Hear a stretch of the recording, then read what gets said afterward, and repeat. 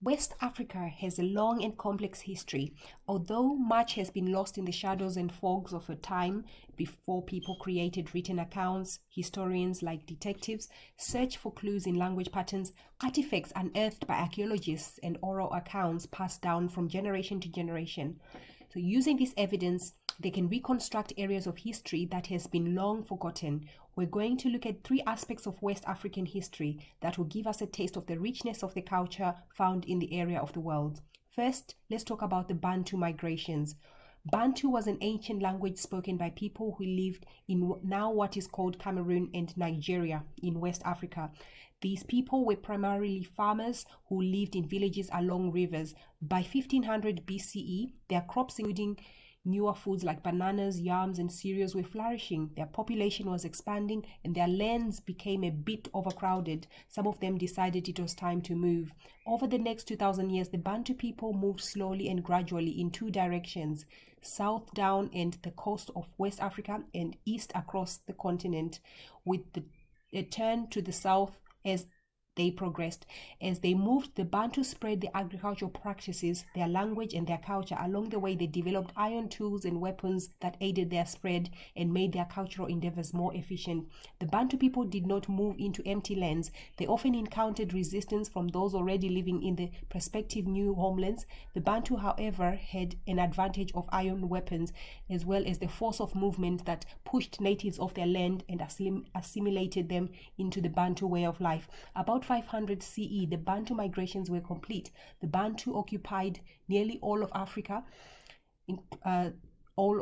south of the Saharan desert. Today, in fact, about 90 million people speak modern descendants of Bantu languages, which include Swahili and Zulu. A different sort of government. So as the Bantu people migrated, they carried their style of government with them. Their social groups were often called stateless societies, but a better term for them might be kin-based societies. Stateless societies were very different from modern Western governments. For one thing, they lacked central hierarchy of government officials like a president or Congress or bureaucracy to take care of the daily business. Instead, a stateless society was led by a family group that balanced the ruling power among them and made decisions for the good of the whole society. So sometimes these family groups controlled just one village through the elders, which was comprised of the male heads of the families and occasionally an elected chief who spoke to the council. Other times, the family groups exercised their power over several villages to form a district. In this case, village heads met together to discuss and decide important issues.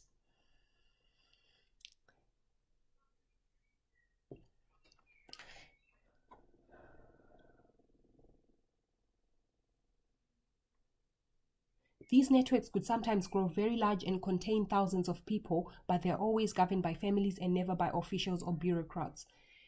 At times, the stateless societies even grew into cities. This happened to Geno, which began as a small fishing village along the river Nile, Niger River in modern Mali, about 250 BCE, founded by the Bantu people. The little town attracted ever more settlers over the years, and by 400 CE, it was thriving walls city ruled by family groups. Most people in the Ginijono lived in and around mud brick houses with thatched roofs. Some of them worked in iron manufacturing and trade. Others were merchants who dealt in fish, rice, pottery, and domestic animals. In fact, in the 8th century CE, Ginijono was the major commercial center of West Africa, and its approximately 13,000 people were mostly fishing. It still remains a stateless society. Unfortunately, the Ginijono times were changing. Competition sprang up in nearby towns of Gen, which had a king who converted to Islam and drew away Islamic trade. In the 11th and 12th century, Ginijono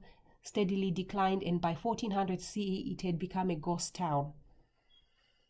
So just to recap what we've learned, we've covered a lot of ground in this introduction to ancient history.